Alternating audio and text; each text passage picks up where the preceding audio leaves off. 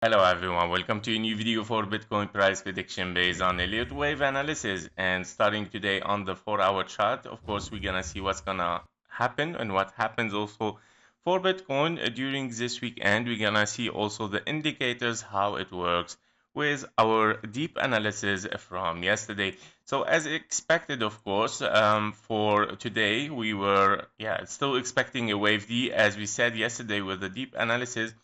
Very possible that we have, of course, here an A, B, C, and a D, and we're still looking for a wave E toward the upside, at least to finish a wave B here, of course, in a longer time.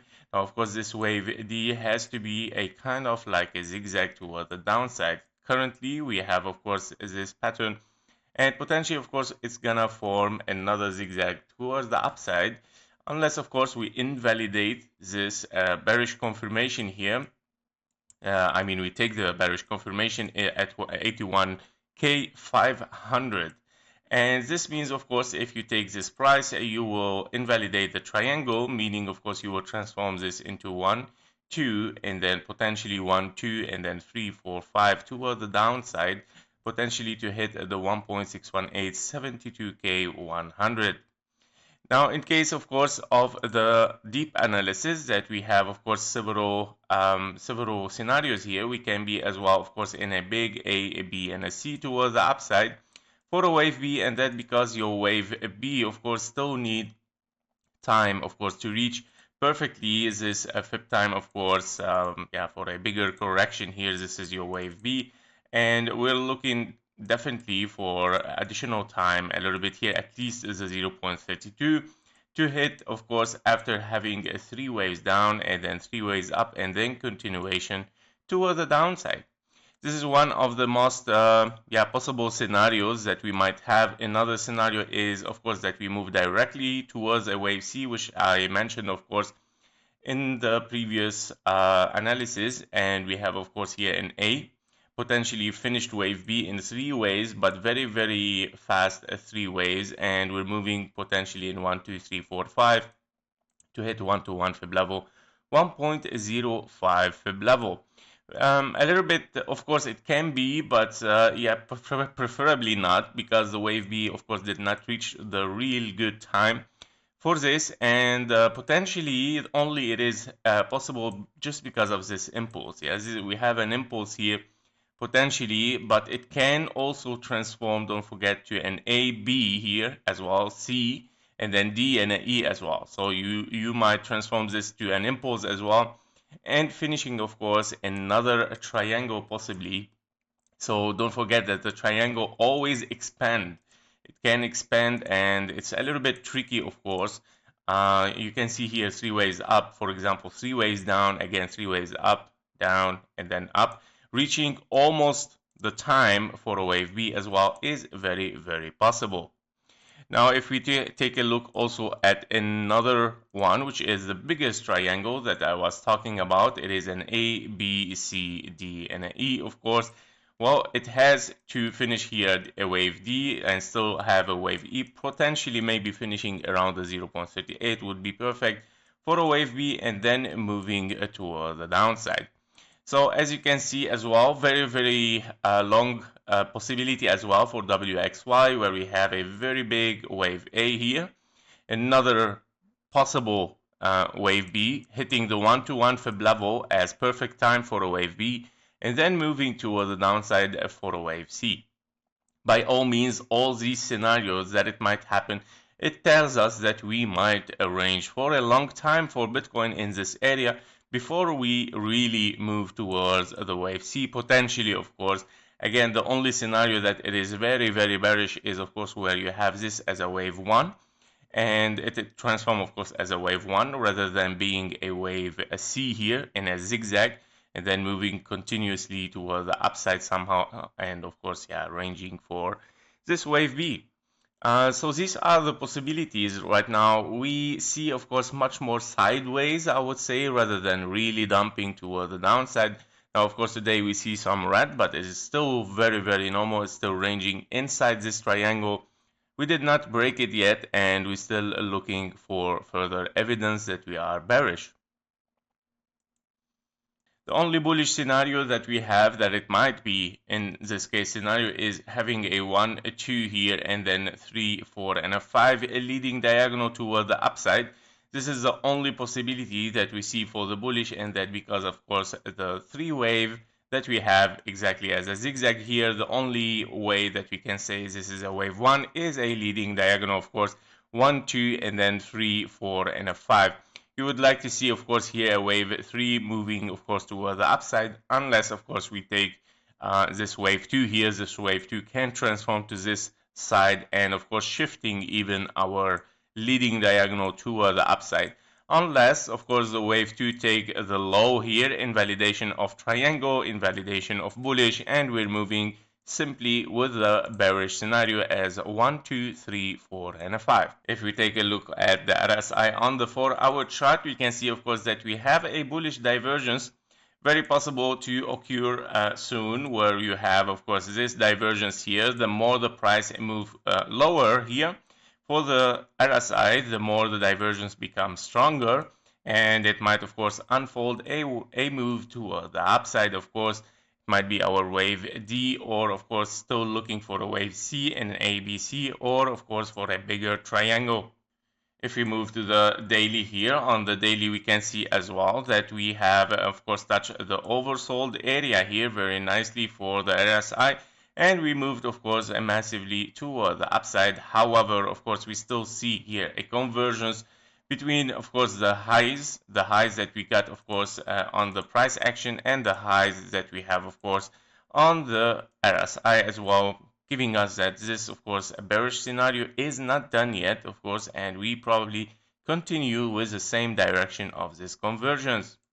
If we take a look also at the MACD, very interesting indication on the MACD. Of course, we can see on the MACD the volume of the sellers is growing. As you can see, we see a higher amount of volume of sellers entering, and as well as I always mention, when you see this a very small amount of volume here, as 2 or 3 candles like this for the green, not achieving, of course, a precise or big volume for the buyers, it might, of course, bring us, of course, for lower, and still looking potentially for lower prices. Now on the MACD, you can see, of course, that we were close for a bullish cross, but it couldn't, of course, achieve it during this week, and we got, of course, a double candle in the red, and we are again now starting a new bearish, potentially move toward the downside, or it can be simply sideways as expected, of course, for our triangle. And yeah, if we take a look as well on the volume of the buyers on the daily, since of course this high, we saw, of course, only red volume entering since this high here. We couldn't see any any good amount of volume of buyers, only for the wave 5 here, but it couldn't achieve even the high of the volume, meaning, of course, this is definitely our bearish scenario, our bear market that it has started. However, of course, we start with this move toward the downside if we are moving further, of course. Therefore, we're moving directly to the A, B, and a C here. We might create another volume of sellers. However, I still doubt it a little bit. I think that this will range a little bit much more, getting a little bit even higher amount of buyers later on to, of course, create here as a triangle, or potentially as A, B, and a C, and then moving toward the downside for a longer wave C. Now, if we take a look also on the weekly, which is a very interesting, the weekly on the MACD, you can see a lot of red, of course, with a very decisive bearish cross. And we see, of course, this has started exactly from the top of our bull run here. And we potentially, of course, looking for lower. However, don't forget, this is already 3 waves and toward the downside, and you still need to see, of course, 1 candle at least in green before we move for the wave C, just to read, of course, an A, B, and a C very clearly on the weekly as well. So I think we still, of course, need to range here, see a little bit high prices, and then moving continuously for the wave C toward the downside. On the 4-hour chart for the MACD, we can see, of course, here that the price is kind of like has started to break this move to this trend, of course, toward the downside, potentially, of course, creating a zigzag here after having an impulse and then correction and then another potential impulse here, or yeah, potentially somehow a WXY it can be. But this wave here is not impulsive. This is a problem, and that's why we don't see like real impulse toward the downside. I believe that this is gonna end up somehow in a WXY or in a zigzag and moving toward the upside again, of course, to form an ABC triangle, ABCDE, or an ABC flat for a wave B. One of them, of course, has to be working. We still need time to range in this area to achieve, of course, the perfect time. Now on the MACD, of course, it shows a very strong open trend toward the downside with, of course, high amount of volume. However, if you have realized, the volume has started to shrink down, of course, from this area here, the volume of a seller, and of course possibly that we start, of course, to move a little bit for higher here. If we take a look at the KGT 15-minute chart, we can see, of course, we have a very strong buy signal here, of course, from this low, and of course still looking for a bullish signal, which it did not appear yet. But however, the CVD here line is already divergent with the price action, meaning the more low we go, the stronger the signal we will get and the faster. And here we go, the signal is waiting right now around the 456 strengths. So of course it is very close to move toward the upside here with this big divergence. And as I mentioned, of course, that of course KGT always show a very precise price action with divergence and convergence, where we possibly, of course, are moving toward the upside for a wave D or for a wave C, potentially higher. We're gonna re-estimate the area there, but definitely we're looking still for higher. We're not ready 100% to move toward the downside as highest possibility. Now, if you take a look at the Bollinger Band on the 4-hour chart, we can see, of course, that the price still ranging inside, of course, the lower part of this Bollinger Band. We're very close to, of course, the lower part. However, I believe that this is gonna play as a support here and then start, of course, to move toward the upside and potentially, of course, hitting the upper part, and it's gonna range in between, of course, those parts until we achieve the perfect time for a wave B or the perfect shape. So perfect shape meaning, of course, ABC, or the time, which is ABCDE for a triangle, and then continuation towards the downside. So basically this works perfectly, of course, with our analysis, and I see that the indicators also shows a potential of move toward the upside. Still, it's not very strong toward the downside, and potentially we take the low. If we took the low here, therefore this will transform to, of course, an AB, right? This is gonna be your wave B and then wave C toward the upside, or in a triangle it's gonna be AB again and then C, D, and E, of course, for longer time of ranging here.